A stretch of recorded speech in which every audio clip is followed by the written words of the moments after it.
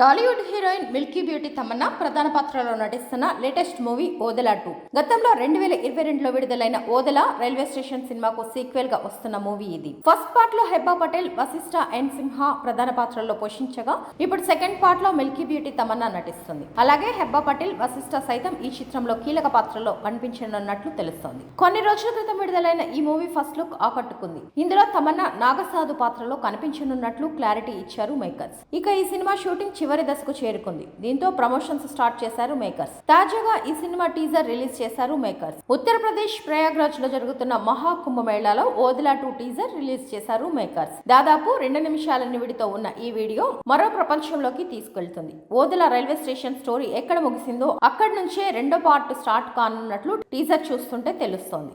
ఆద్యంతం ఉత్కంఠభరితంగా సాగిన ఈ టీజర్ కు ఇప్పుడు యూట్యూబ్ లో మంచి రెస్పాన్స్ వస్తుంది. ఇందులో తమన్నా శివశక్తిగా పవర్ఫుల్ పాత్రలో కనిపించింది. దీంతో ఇప్పుడు ఈ సినిమాపై మరిన్ని అంచనాలు పెరిగాయి. ఓదెలా 2 చిత్రాన్ని పాన్ ఇండియా లెవెల్లో రిలీజ్ చేయాలని మేకర్స్ ప్లాన్ చేస్తున్నారు. చాలా కాలం తర్వాత ఈ సినిమాతో తెలుగు ఆడియన్స్ ముందుకు వస్తుంది తమన్నా.